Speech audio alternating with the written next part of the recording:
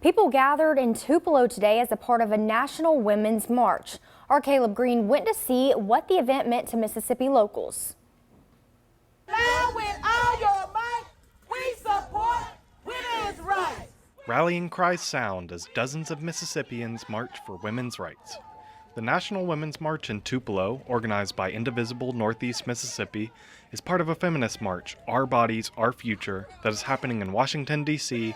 and many other cities around the country.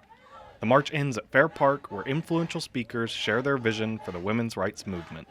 The event is important to women because it lets them know that people are fighting for them, says Peggy Rogers, the Women's March State Coordinator.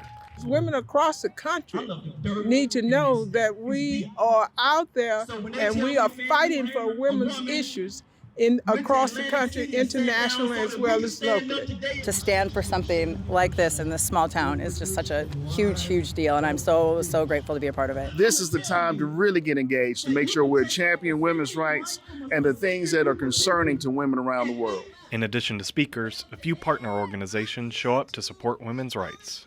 Rogers says that personal autonomy is a key issue their movement is fighting for. Women have a right to be a part of America.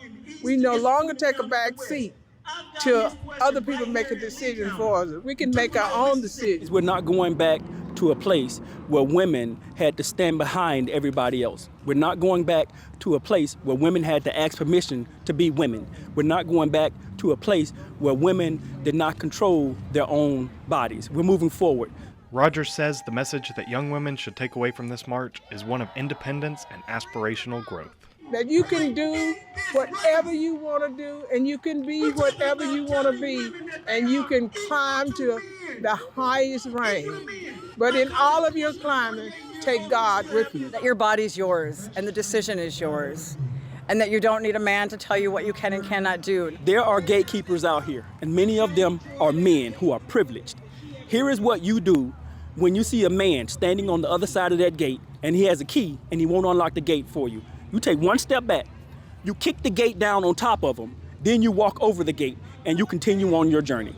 Telling your story in Tupelo, Caleb Green, WCBI News. The Tupelo March coincided with women's marches happening in Jackson and Hattiesburg.